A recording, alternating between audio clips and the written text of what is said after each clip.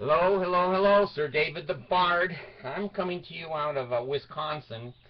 I don't know in Wisconsin because it's all covered with snow, so the GPS doesn't know either. It's just going like this.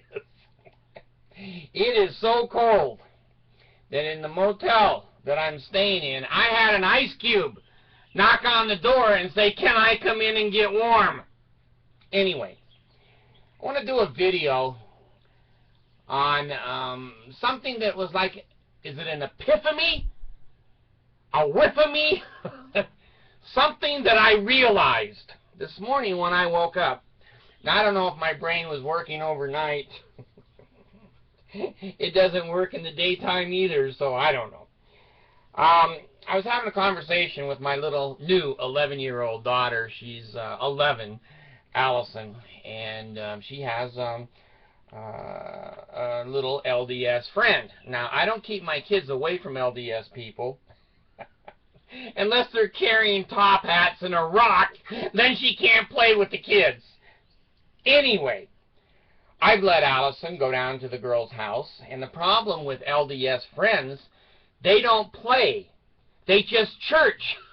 Children in the LDS church don't play. I told Allison, you can go down and, you know, jump on the trampoline and climb in the tree houses and have lunch or swim in a pool or whatever. Well, Dad, we got to go over to church. I go, God damn.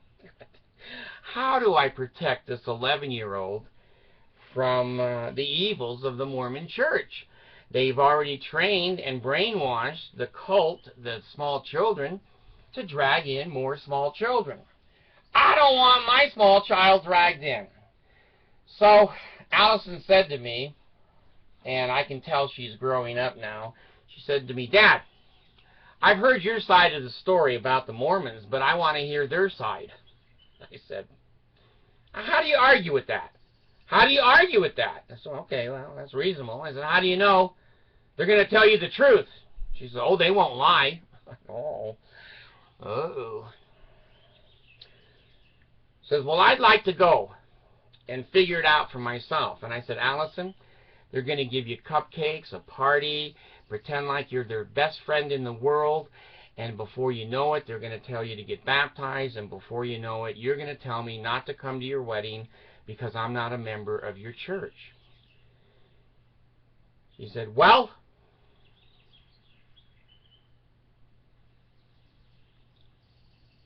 so do you know the history of these people?" She said, "Yes." And she does a little bit. Then she said something profound to me. Profound. And she said, "Dad, that was then. This is now." I have a tough time debating with Allison because she's as smart as hell. That was then. This is now. So the history and the doctrine and the background of this organization doesn't matter to her. It's what they're doing now. Well, she has a lesbian sister. And I says, "Well, they hate your sister, and they also hate your dark skin." She says, "Well, they didn't say so." I said, "Well, you got to read their Book of Mormon." "Well, all I know is the way they treat me."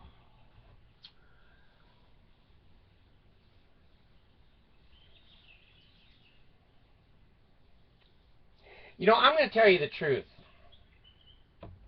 No, I'm just shitting you. I am going to tell you the truth. I've got two daughters left that are unmarried, Allison and Abigail. And let me say this carefully because this is public. I have been so devastated and hurt that my other girls love their underwear, the Mormon magic garments, and their temple marriages more than they love their father. I haven't been able to attend several of those marriages. I don't even know how many. If I had one more daughter disinvite me to her wedding because she's in love with her underwear, let me say this carefully,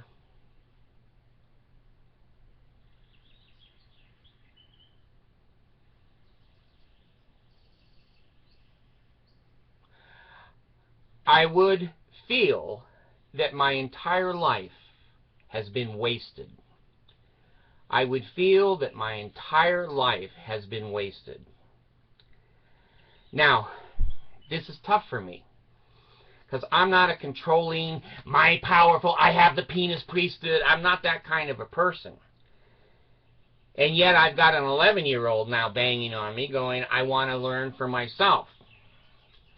Well, I was taught in the Mormon church about free agency. I was never given any free agency, but I was always taught.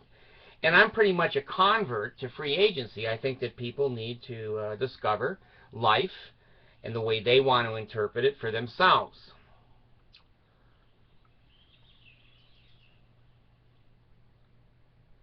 Now, I'm gonna leave that subject at the moment. I don't even know if I'll ever come back to it, because I get so upset that her arguments are sound, but her judgment is not.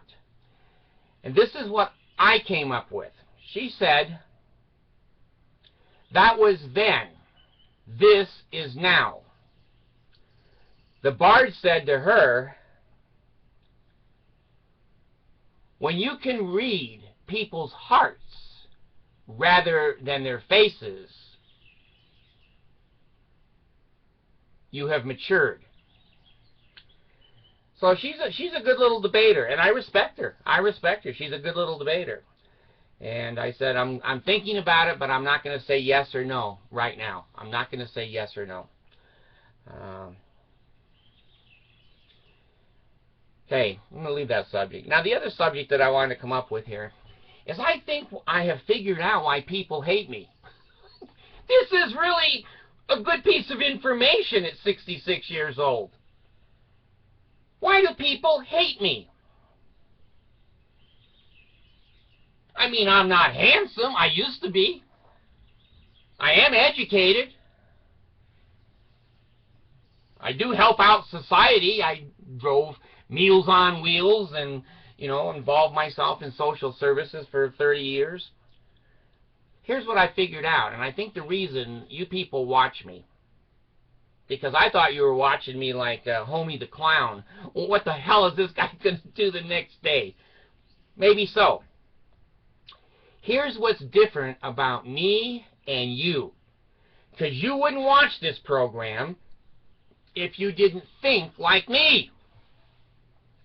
You don't agree with everything that I say, but you think like me. Here's how we're different. Everything we think, say, and do is based on principles, not individual fact patterns. It's profound. It's profound. If you're finding people that don't like you, here's why. When I'm going to give you an exaggerated experience. You know how I put these parodies and these things together. Let's say that someone is 8 years old, and I said, are you eating any chocolate cookies? Go, no, Dad, I'm not. It's great big chocolate Oreo around there. Open your mouth, and it's chocolate cookies inside. Okay, you lied to me. Okay. Now, I don't make a big deal of that. A lot of you other people who don't watch me, you won't even know this because you don't watch me, go, see? That situation, she's lying. That's a true statement. So what? A monkey could see that. Now, the child turned 17. And she said, Dad, I know that, you know, you've been very, very vigilant in this situation, but I'm now pregnant. Okay. And then suddenly, when she's 23, she says, well, Dad, I just aborted my 4th baby. Just wanted to let you know. Okay. And then suddenly, at 26, I find out, she says, Dad, I've been a drug addict for the last 3 years, and I think I'm going to jail. Now, I give people lots of chances. Lots of chances. But I'm like an elephant. I'm thinking in principle. One chocolate cookie doesn't make a person a liar. One abortion doesn't make a person a liar. I look for enough over a period of time that I draw a conclusion. And it's a conclusion that basically doesn't change much, if ever. That child is a loser! She's a liar, a thief, and a sex addict, and a prisoner, and a drug addict! There's the principle. I add all of these things together, and then I say, this is a human being that doesn't belong here. They may need to move on to Kolob. So I think, see, and hear in principle. I don't make a big deal out of a chocolate cookie. I don't make a big deal out of an abortion. But if a person constantly lies to me, constantly deceives me, constantly betrays me, I pretty soon come to a point where I go, I don't want to deal with this person anymore. My principle says they're a bad person. Now, what does this have to do with the Mormon church, Mormonism, etc.? Well, I probably could take Brigham Young going, I never talked to Jesus, I just don't like niggers. Well, okay. Now I got to take Joseph Smith hat with a rock in it trick for translation. Oh, jeez. Then I got to take the ERA. We hate women, but give us your paycheck and tithing. Then I have to hate blacks in the priesthood. Then I have to hate gays. Pretty soon, the bard goes, you know what? The principle is they're lying, they're cheating, they're stealing my tithing. They don't tell me where my tithing goes. And when I check where the humanitarian services are, it's less than 1% of the billions of dollars that they've taken in. The reason you watch me is principle, not a detail. I don't care if Joseph Smith had 1 rock, 2 rocks, 800 rocks in a hat. Doesn't matter to me. If he had 1 rock in a hat and translated the Book of Mormon, he's a charlatan. He's a gold digger. He's a money digger. And he's a liar. There's the principle. But the Mormons go, oh, no, no, no. There was a breastplate, and then there were 2 other eyeglasses, and then there was a... See, they go on to the detail to try to knock down principle. I don't fall for that. I don't fall for that. Let me tell you a funny story that has to do with this. I used to work for Farmers Insurance years ago. I was an agent. And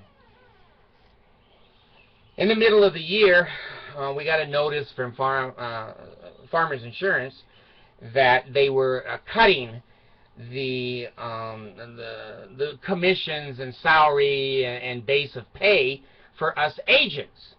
And they had a great big meeting, and they wanted us to come to the meeting and explain why they're doing this. Well, my eyes and ears were still open. I went to the meeting. I sat there with about 400 agents. We had our suit and tie on. I was one of the better agents. I wasn't the top agent, but I was good. Anyway, I listened and listened and listened like the Mormon church I did for 50 years. These guys were my leaders. These guys were in charge. Tell me why we're backing down on the money you're going to pay us agents.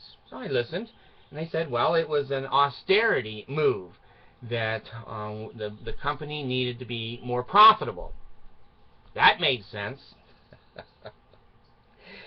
Then, in a group of 400, I raised my damn hand.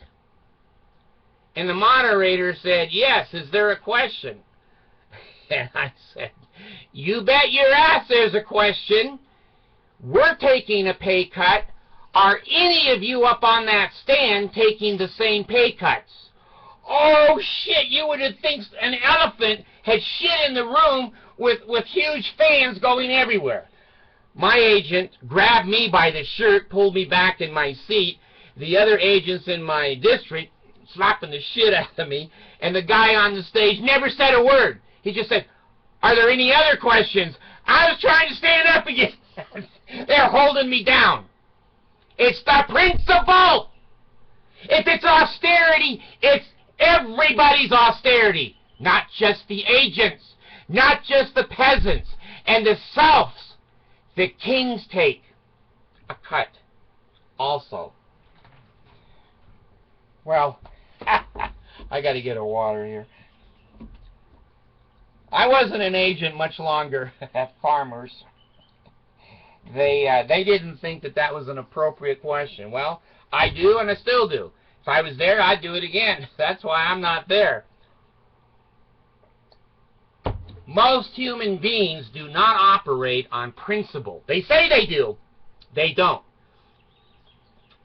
If you say anything to anybody that's in the Mormon church, they will always have an excuse. They will, because they've been trained for trigger words and memory in the back of their minds.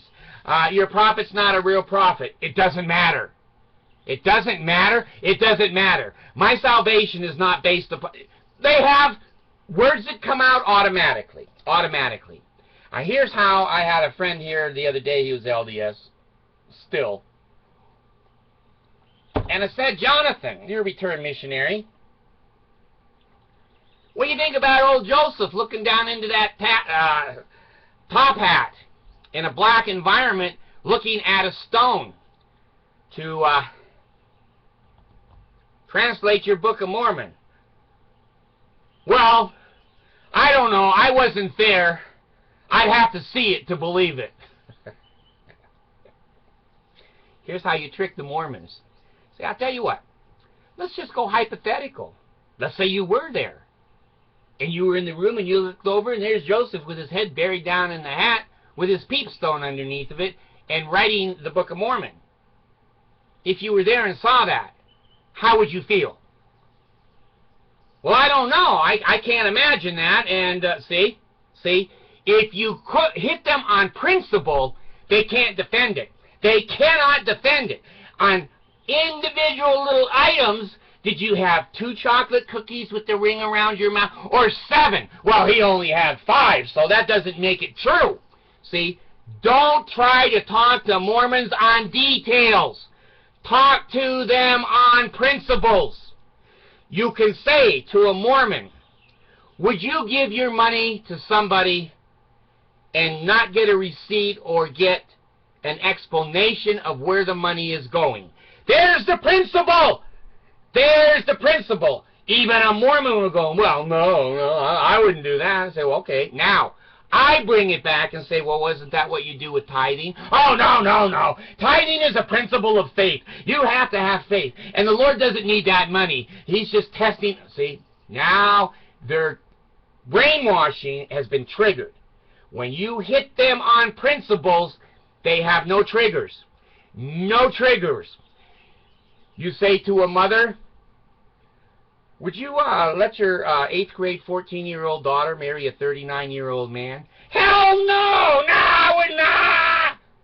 Well, isn't that what Joseph Smith... Well, Joseph Smith, now that's different. He's a prophet, and the Lord commanded him, and he's taking those girls... See? Start with principles with Mormons. That's why they hate me. That's why they hate me. They want me to focus on 1 or 2 details. I'll say, "Well, there was 123 people killed in the Mountain Meadows massacre." "Oh, no. There wasn't that many." See, they avoid the principle. Bam! It goes off. It goes off. It goes off somewhere else. Here's what I need to say. What do you think about having people, civilians, unarm other civilians, and then shoot indiscriminately men, women, and children and kill them? Oh, that's terrible. Oh, no, that's not good. Well, in Mountain Meadows, isn't that... No. Mountain Meadows was nothing. No, that was Brigham Young, and there was some apostate and some Indians. Indians did it, see? The reason you listen to me is you're more intelligent.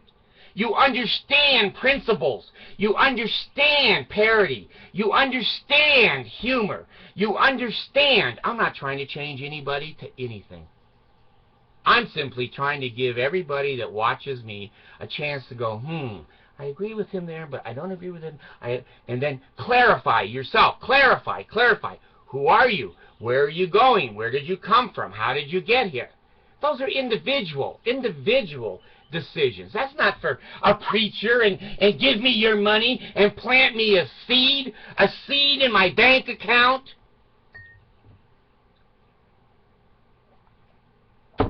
If your God is so weak and such a wuss that he has to have a man speak for him and organize his religion on this planet, your God's an idiot. Your God's a moron. And when you trust him to help you, I'm surprised that he never helps you. I'm not surprised that he never helps you. I'm surprised if he does help you. If I was a God, would I choose Joseph Smith to represent me? God dang! A God goes, oh, Joseph, no education, no knowledge, you peep stone everywhere, you got no resume, hey, come on over here. The Mormons go, well, the Lord has always taken, when he got, which prophet was it? I think David. David was kind of skinny and off in the hills watching the sheep, and was it Nathan looking for the next prophet? And the Mormons say, oh, they always get the uneducated. They get the weak ones. They get this, they get that. What about Brigham Young? Well, sometimes they just... Try to stay off of the Mormon programmed word triggers. Be smarter. Be smarter. Go to them on principle. Go to them on principle. Do you think that everybody in the United States under the Constitution has equal rights and protection under the law and the right to life, liberty, and the pursuit of happiness? Of course! Of course we do! How about the gays? That's different! That's different! The Bible says this, the Book of Mormon says that, I say this, and I just dance. Damn fools. The Mormon Church has no principles. It only has policies, programs, and doctrine that change all the time. The only way you can get any kind of response, and if you want to see a 2-year-old dancing response, I don't give a shit. If it's a bishop, a stake president, I don't care who you go to. If you say something like, do you think that people that get eaten by a shark or a killer whale can survive? Of course not. God, no, they go inside the belly of a whale, they're going to die. Well, what about Jonah? Oh, that's different. Oh, that's it. See? Now you're triggering the brainwashing. Now you're and they're trained for that. They're trained for that. Talk to Mormons on principles. They're lost. They've never been taught a principle. They've only been taught that there's no such thing as principles, because when the prophet speaks, the conversation has ended. The prophet will never lead you astray. Brigham Young and his Negro policy didn't lead us astray. Talk to Mormons and the world on principle. So, the reason I have problems in this world is I'm bipolar. My mind doesn't work on details. It works on principles. If you screw me once, I go, well, maybe that's the way they are. But if you screw me twice, now I'm going to say that's a principle. That's a liar. That's a liar. But the Mormons, oh, no, he was lying the first time, but the second time he was telling the truth. He was speaking as a man, and now he's speaking as a prophet. Okay? I'm out of that, folks. Homie don't roll that way anymore. Never have. One of the reasons I've had the biggest problems with the Mormon Church and this world at large, nobody lives by principle. They all live by detail.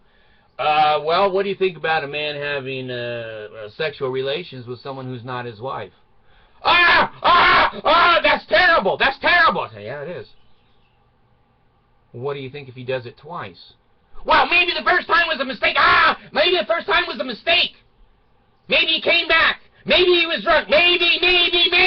The favorite word of the Mormons and the Mormon church. Maybe. They will never drop on the principle. The principle is you don't take people's money unless you tell them where it's going. The principle is you don't marry girls that are under the ability to understand what marriage is all about. Our country, 18 years old. You don't sleep with 14-year-olds and 15-year-olds because you're a prophet. Wouldn't you be a damn example?